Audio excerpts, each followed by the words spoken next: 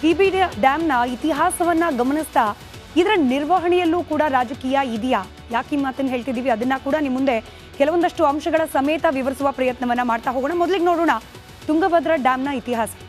1949 ಸ್ವತಂತ್ರ ನಂತರದಲ್ಲಿ ಕೇವಲ 2 ವರ್ಷದ ಅವಧಿಯಲ್ಲಿ ಈ ಡ್ಯಾಮ್ನ ನಿರ್ಮಾಣ ಕಾರ್ಯ ಪ್ರಾರಂಭವಾಗುತ್ತೆ. 49ರಲ್ಲಿ ಪ್ರಾರಂಭವಾದ ನಿರ್ಮಾಣ ಕಾರ್ಯ ಪೂರ್ಣಗೊಳ್ಳುವುದು 1952ನೇ ಇಸ್ವಿಯಲ್ಲಿ. ಆಂಧ್ರ ಹಾಗೆ ಮದ್ರಾಸ್ ಪ್ರಾಂತ್ಯ ಆಗಿನ್ನೂ ರಾಜ್ಯಗಳಾಗಿ ಈಗಿರುವ ವ್ಯವಸ್ಥೆ ಆಗಿರಲಿಲ್ಲ. ಪ್ರಾಂತ್ಯಗಳ ಆಧಾರದ ಮೇಲೆ ವಿಭಜನೆಗಳಿತ್ತು. ಹೀಗಾಗಿ ಆಂಧ್ರ ಹಾಗೆ ಮದ್ರಾಸ್ ಪ್ರಾಂತ್ಯದ ಜಂಟಿ ಯೋಜನೆಯ ರೂಪದಲ್ಲಿ ಈ ಒಂದು ಡ್ಯಾಮ್ನ ಕಟ್ಟುವ ಕಾರ್ಯವನ್ನ ಕೈಗೊಳ್ಳಲಾಗಿರುತ್ತೆ.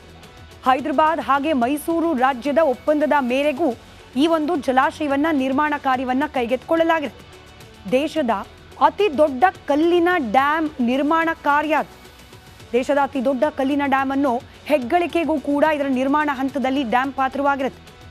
ಸಿಮೆಂಟ್ನ ಬದಲು ಅಂದರೆ ನಿರ್ಮಾಣ ಕಾರ್ಯದಲ್ಲಿ ಸಿಮೆಂಟ್ನ ಬದಲಾಗಿ ಡ್ಯಾಮ್ ನಿರ್ಮಾಣಕ್ಕೆ ಅಂದರೆ ಅಣೆಕಟ್ಟು ನಿರ್ಮಾಣಕ್ಕೆ ಸುಣ್ಣದ ಕಲ್ಲು ಹಾಗೆ ಸುರ್ಕಿ ಗಾರೆಯನ್ನು ಬಳಕೆ ಮಾಡಲಾಗಿದೆ.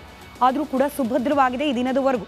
ಈ ಕಟ್ಟಾಗಿರೋದು ತಡೆಗೋಡೆ ಅಥವಾ ಆ ಅಣೆಕಟ್ಟೆಯ ಗೋಡೆಗಳೆಲ್ಲ ಬದಲಾಗಿ ಚೈನ್ ಲಿಂಕ್ ಸುಣ್ಣದ ಕಲ್ಲಿನಿಂದ ಹಾಗೆ ಸುರ್ಕಿಯಿಂದ ಗಾರೆ ಹಾಕಿರೋದು ಈಗಲೂ ಕೂಡ ಅಚ್ಚಲವಾಗಿ ನಿಂತಿದೆ.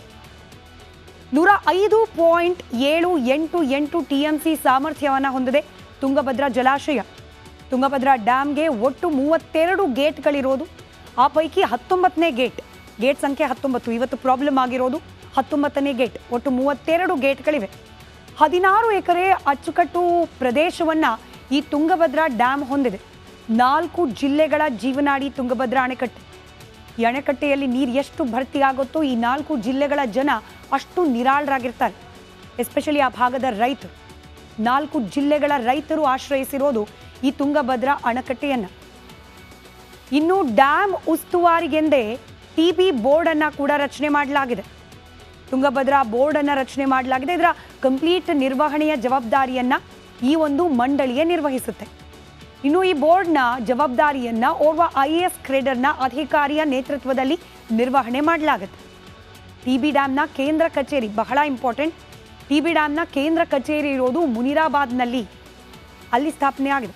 ಡ್ಯಾಮ್ ನಿರ್ವಹಣೆ ಕಾಲುವೆಗಳ ಇನ್ಚಾರ್ಜ್ ನೋಡಿಕೊಳ್ಳೋದು ಈ ಅಧಿಕಾರಿಗಳ ಹೊಣೆಗಾರಿಕೆ.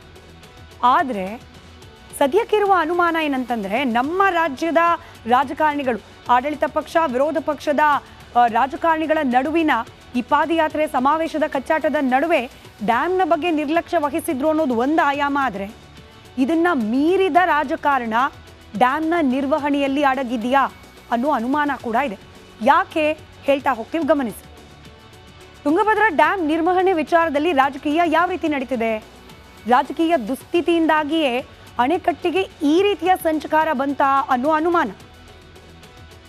ಡ್ಯಾಮ್ ನಿರ್ವಹಣೆಯ ಹೊಣೆ ರಾಜ್ಯದಲ್ಲಿದ್ದರೂ ಕೂಡ ಆಗಾಗ ಆಂಧ್ರ ಪ್ರದೇಶದ ಹಸ್ತಕ್ಷೇಪ ಆಗ್ತಾ ಇರುತ್ತೆ ಅನ್ನೋ ಆರೋಪ ಸತತವಾಗಿದೆ. ಡ್ಯಾಮ್ ನಿರ್ವಹಣೆಗೆ ಆಂಧ್ರ ಮೂಲದ ಅಧಿಕಾರಿಗಳನ್ನೇ ಸತತವಾಗಿ ನೇಮಕ ಮಾಡಲಾಗುತ್ತೆ. ಡ್ಯಾಮ್ ಇರೋದು ಬಳ್ಳಾರಿಯ ಹೊಸಪೇಟೆಯಲ್ಲಿ. ಆದರೆ ಇದರ ನಿರ್ವಹಣೆ ಮಾಡಲಿಕ್ಕೆ ಆಂಧ್ರ ಮೂಲದ ಅಧಿಕಾರಿಯನ್ನು ನೇಮಕ ಮಾಡ್ತಾರೆ.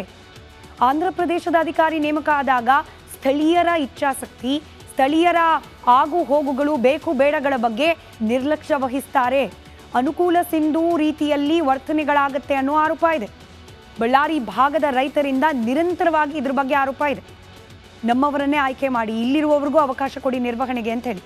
ನಮಗೆ ನೀರಿನ ತಾರತಮ್ಯ ಆಗುತ್ತೆ ಅಂದರೆ ಕರ್ನಾಟಕ ರಾಜ್ಯ ಅದರಲ್ಲೂ ಬಳ್ಳಾರಿ ಭಾಗದ ರೈತರಿಗೆ ಯಾವ ಸಮಯಕ್ಕೆ ಎಷ್ಟು ನೀರು ಅಗತ್ಯ ಇರುತ್ತೋ ಅಷ್ಟು ಸಿಗ್ತಾ ಇಲ್ಲ. ಬದಲಾಗಿ ಆಂಧ್ರ ಪ್ರದೇಶದ ಬೇಡಿಕೆಗೆ ಅನುಗುಣವಾಗಿ ನೀರನ್ನು ಬಿಡಲಾಗತ್ತೆ. ಯಾಕಂತಂದರೆ ಉಸ್ತುವಾರಿಯನ್ನು ನೋಡ್ಕೊಳ್ಳಿಕ್ಕೆ ನೇಮಕ ಆಗಿರೋದು ಆಂಧ್ರ ಪ್ರದೇಶ ಮೂಲದ ಅಧಿಕಾರಿಗಳು. ಹೀಗಾಗಿ ಆಂಧ್ರ ಪ್ರದೇಶಕ್ಕೇನೆ ಹೆಚ್ಚಿಗೆ ನೀರು ಹೋಗ್ತಾ ಇದೆ ಅನ್ನೋ ಆರೋಪ ಬಳ್ಳಾರಿ ಭಾಗದ ರೈತರಿಂದ ಪದೇ ಪದೇ ಕೇಳೋಕೆ ಸಿಗ್ತಲೇ ಇದೆ. ನಮಗೆ ಅವಶ್ಯಕತೆ ಇದ್ದಾಗ ನೀರು ಬಿಡೋದಿಲ್ಲ ಅಂತ ಹೇಳಿ ರೈತರು ಗೋಳಾಡ್ತಾರೆ. ಹೀಗಾಗಿಯೇ ಡ್ಯಾಮ್ ನಿರ್ವಹಣೆಯನ್ನ ಮಾಡ್ತಾ ಇಲ್ವಾ ಅನ್ನೋ ಅನುಮಾನ ಕೂಡ ಇದೆ. ಅನುಮಾನಗಳು ಆರೋಪಗಳು ಏನೇ ಇದ್ರೂ ಕೂಡ ಇಂಥ ನಿರ್ಲಕ್ಷ್ಯ ಸಹಿಸಬೇಕಾ? ಹೆಚ್ಚು ಕಮ್ಮಿ ಆಗಿದ್ದಿದ್ರೆ ಈಗ ಆಗಿರುವ ಅನಾಹುತ ಏನೂ ಅಲ್ಲ. ಡ್ಯಾಮ್ನ ಸಾಮರ್ಥ್ಯ ನೀವು ಗಮನಿಸಿದ್ರಿ. ಒಂದೇ ಒಂದು ಗೇಟ್ನಲ್ಲಿ ಆಗಿರುವ ಈ ಲೋಪದೋಷ ಎಷ್ಟೋ ಸಾವಿರ ಎಕರೆಯಲ್ಲಿ ಬೆಳೆದಿರುವ ಬೆಳೆಯನ್ನು ಸರ್ವನಾಶ ಮಾಡುತ್ತೆ ಅನ್ನೋ ಆತಂಕ ಇದೆ. ಕೆಲ ಜನವಸತಿ ಪ್ರದೇಶಕ್ಕೂ ಕೂಡ ನೀರು ನುಗ್ಗುವ ಆತಂಕ ಇದೆ. ಹೀಗೆ ನಿರ್ವಹಣೆಯಲ್ಲಿ ನಿರ್ಲಕ್ಷ್ಯ ಮುಂದುವರೆದ್ರೆ ಮುಂದೇನಾಗಬಹುದು ಅನ್ನೋದಕ್ಕೆ ಈಗ ಚಿಕ್ಕ ಸ್ಯಾಂಪಲ್ ರೀತಿಯಲ್ಲಿ ಸಿಕ್ಕಿದೆ. ಇನ್ನಾದರೂ ಈಗ ಹೋಗಿದ್ದಾರೆ ಸಿಎಂ ಮಂಗಳವಾರವೋ ಬುಧವಾರವೋ ಅನ್ನೋ ಲೆಕ್ಕಾಚಾರ ಮಾಡ್ತಿದ್ದಾರೆ. ಆದರೆ ಮಳೆ ಆಗತ್ತೆ ಈ ಬಾರಿ ಹೆಚ್ಚಿಗೆ ಅನ್ನೋದರ ಮುನ್ಸೂಚನೆ ಇದ್ರೂ ಕೂಡ ಮಳೆಗಾಲಕ್ಕೆ ಮುಂಚೆ ಡ್ಯಾಮ್ಗಳಿಗೆ ನಿರ್ವಹಣೆ ಮಾಡಲಿಕ್ಕೆ ಅಂತಲೇ ಸರ್ಕಾರದ ಅಂದರೆ ಜನರ ತೆರಿಗೆ ದುಡ್ಡನ್ನು ತೆಗೆದುಕೊಂಡು ಸಂಬಳದ ರೂಪದಲ್ಲಿರುವ ಅಧಿಕಾರಿಗಳು ಏನು ಮಾಡ್ತಿರ್ತಾರೆ, ಇವರನ್ನ ಪ್ರಶ್ನೆ ಮಾಡಬೇಕಾಗಿರೋ ಸಂಬಂಧಪಟ್ಟ ಇಲಾಖೆಯ ಮಂತ್ರಿಗಳು ಏನು ಮಾಡ್ತಿರ್ತಾರೆ, ಪ್ರಶ್ನೆ ನಾವು ನೀವು ಕೇಳಲೇಬೇಕಾದ ಸಂದರ್ಭ ಅನ್ನೋ ಪ್ರಶ್ನೆ. ಈ ಪ್ರಶ್ನೆಯ ನಡುವೆನೇ ಇದರ ಉಸ್ತುವಾರಿಯನ್ನು ನೋಡ್ಕೊಳ್ಬೇಕಾಗಿದ್ದ ರಾಜ್ಯ ಸರ್ಕಾರ ಮೈಮರೆತಾಗ ಎಚ್ಚರಿಸಬೇಕಾಗಿದ್ದ ವಿರೋಧ ಪಕ್ಷಗಳು, ಪಾದಯಾತ್ರೆ ಸಮಾವೇಶ, ಈ ಪಾಲಿಟಿಕ್ಸ್ನಲ್ಲೇ ಬ್ಯುಸಿ ನಮ್ಮ ಜನಪ್ರತಿನಿಧಿಗಳು. ಇದರ ನಡುವೆ ರೈತರ ಗೋಳನ್ನು ಕೇಳೋರು ಯಾರು ಅನ್ನೋ ಪರಿಸ್ಥಿತಿ. ಆ ಬರದ ಛಾಯೆಯಿಂದ ತಪ್ಪಿಸ್ಕೊಂಡು ಇನ್ನೇನು ಹಸನಾಗಬೇಕು ಬದುಕು ಅಂತ ಕಾಯ್ತಿದ್ದ ರೈತರಿಗೆ ಇದೀಗ TB ಜಲಾಶಯದ ಕ್ರಸ್ಟ್ ಗೇಟ್ನ ಚೈನ್ ಲೀಕ್ ಮುರಿದು ಅಪಾರ ಪ್ರಮಾಣದ ನೀರು ಖಾಲಿ ಆಗ್ತಿರೋದು ನೋಡಿದ ಮೇಲೆ ಮುಂದೆ ಯಾರು ದಿಕ್ಕು ಅನ್ನೋ ರೀತಿಯಲ್ಲಾಗಿದೆ.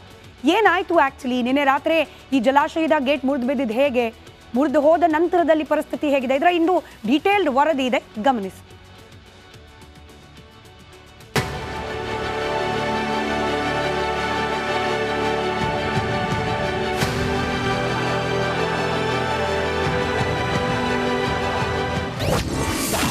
TB ಡ್ಯಾಂ ಕ್ರಸ್ಟ್ ಗೇಟ್ ಮುರಿದು ಆತಂಕ. ಸ್ಥಳಕ್ಕೆ DCM DKಶಿ ಭೇಟಿ, ಪರಿಶೀಲನೆ. ಗೇಟ್ ಜೊತೆ ಮುರಿಯಿತು ರೈತರ ಬದುಕು. ಕಲ್ಯಾಣ ಕರ್ನಾಟಕದ ಜೀವನಾಡಿ ತುಂಗಭದ್ರಾ ಜಲಾಶಯದ 19ನೇ ಕ್ರಸ್ಟ್ ಗೇಟ್ ಕಟ್ಟಾಗಿರೋ ಪರಿಣಾಮ ಜಲಾಶಯದಿಂದ ಅಪಾರ ಪ್ರಮಾಣದ ನೀರು ನದಿಗೆ ಬಿಡಲಾಗ್ತಿದೆ. ಇದರಿಂದ ರೈತರಿಗೆ ಸಂಕಷ್ಟ ಎದುರಾಗಿದೆ. ವಿಜಯನಗರ ಜಿಲ್ಲೆಯ ಹೊಸಪೇಟೆ ಬಳಿ ತುಂಗಭದ್ರಾ ಜಲಾಶಯದ ಗೇಟ್ ಕಿತ್ತು ಹೋಗಿರೋ ಪರಿಣಾಮ ನೀರು ಪೋಲಾಗ್ತಿದೆ. ತುಂಗಭದ್ರಾ ಜಲಾಶಯದಿಂದ 1 ಲಕ್ಷಕ್ಕೂ ಅಧಿಕ ಕ್ಯೂಸೆಕ್ ನೀರು ಬಿಡುಗಡೆಯಾಗಿದೆ. ಜಲಾಶಯದ 2 ಕಿಲೋಮೀಟರ್ ವ್ಯಾಪ್ತಿಯಲ್ಲಿ ಸಾರ್ವಜನಿಕರ ಸಂಚಾರವನ್ನ ನಿಷೇಧಿಸಲಾಗಿದೆ.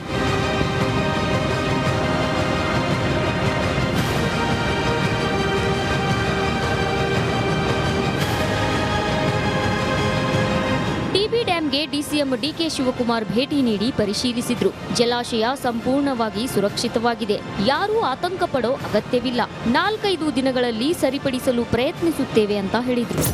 ನಾವು ಕೆಳಗಡೆ ಕಂಪ್ಲೀಟ್ ಡೌನ್ ಸ್ಟ್ರೀಮ್ ಅಲ್ಲಿ ಎಲ್ಲರೂ ಕೂಡ ಎಲ್ಲ ಗೇಟು ಈಗಾಗಲೇ ಓಪನ್ ಆಗಿದೆ. ಎಲ್ಲರೂ ಕೂಡ ನಾವು ಡೈರೆಕ್ಷನ್ಸ್ ಕೊಟ್ಟಿದ್ದೀವಿ. ಡೌನ್ ಸ್ಟ್ರೀಮ್ ಅಲ್ಲಿ ಬಹಳ ಹುಷಾರಾಗಿರಬೇಕು, ಜಾಗೃತರಾಗಿರಬೇಕು ಅಂತೇಳಿ ಎಲ್ಲರೂ ಕೂಡ ಇನ್ಸ್ಟ್ರಕ್ಷನ್ಸ್ ಕೊಟ್ಟಿದ್ದೀವಿ. ಅವ್ರ ಒಂದು ಒಪಿನಿಯನ್ ಏನಿದೆ ಅಂತಂದರೆ ನೀರು ಓಪನ್ ಮಾಡದೆ ನಾವು ಅದನ್ನು ರಿಪೇರಿ ಮಾಡೋಕ್ಕಾಗೋದಿಲ್ಲ ಅಂತ. ಬಟ್ ಎಕ್ಸ್ಪರ್ಟ್ಸ್ ಕಮಿಟಿ ಏನು ಹೇಳ್ತಾರೆ ಅಂದ್ಬಿಟ್ಟು ಅಲ್ಟಿಮೇಟ್ಲಿ ಫೈನಲ್ ನಾವು ನೋಡಬೇಕಾಗಿದೆ. Dam important. ಸಂಸದ ತುಕಾರಾಂ ಕೂಡ ಡ್ಯಾಂಗೆ ಭೇಟಿ ನೀಡಿದ್ದು ಅಗತ್ಯ ಕ್ರಮ ಕೈಗೊಳ್ಳೋ ಭರವಸೆ ನೀಡಿದ್ರು. ಇಲ್ಲ, ನಾರ್ಮಲಿ ನಾವು 75% ನಾವು ಗೇಟ್ಗಳನ್ನ ರಿಪೇರಿ ಮಾಡ್ತೀವಿ. ನಾನು ಕೇಳಿದೆ 33 ಗೇಟ್ಗಳನ್ನ ಯಾಕೆ ರಿಪೇರಿ ಮಾಡಲ್ಲ. ಲಾಸ್ಟ್ ಇಯರು ಡೆಡ್ ಸ್ಟೋರೇಜ್ ಬಂದಿತ್ತು. ಡೆಡ್ ಸ್ಟೋರೇಜ್ ಬಂದಾಗ ನಾವು ಕೂಡ ಪ್ರಿಕಾಷನ್ಸ್ ತೊಗೊಂಡು ನಾವು ಮಾಡಬೇಕಾಗಿತ್ತಲ್ಲ, ಅದನ್ನು ಮಾಡಬೇಕು. ಅದು ಯಾವ್ಯಾವುದು 75% ಮೇಂಟೆನೆನ್ಸ್ ಮಾಡಿದರೆ ರಿಪೋರ್ಟ್ ಕೊಟ್ರೆ ಅಂತ ಹೇಳಿದ್ದೀನಿ. ಪ್ರತಿ ಸಲ ಬರಗಾಲದಿಂದ ಕಂಗೆಟ್ಟಿದ್ದ ರೈತರು ಇದೀಗ ಡ್ಯಾಂ ಭರ್ತಿಯಾಯಿತು ಅನ್ನೋ ಖುಷಿಯಲ್ಲಿದ್ದಾಗಲೇ ಗೇಟ್ ಮುರಿದು ಆತಂಕ ಎದುರಾಗಿದೆ. ಕೂಡಲೇ ಸರ್ಕಾರ ಈ ಸಮಸ್ಯೆ ಬಗೆಹರಿಸಿ ನೀರು ಉಳಿಸಬೇಕಾಗಿದೆ. ಕೆ ಸುರೇಶ್ ಚೌಹಾಣ್ ಜೊತೆ ರೇಣುಕಾ ರಾಧ್ಯ, ರಿಪಬ್ಲಿಕ್ ಕನ್ನಡ, ವಿಜಯನಗರ.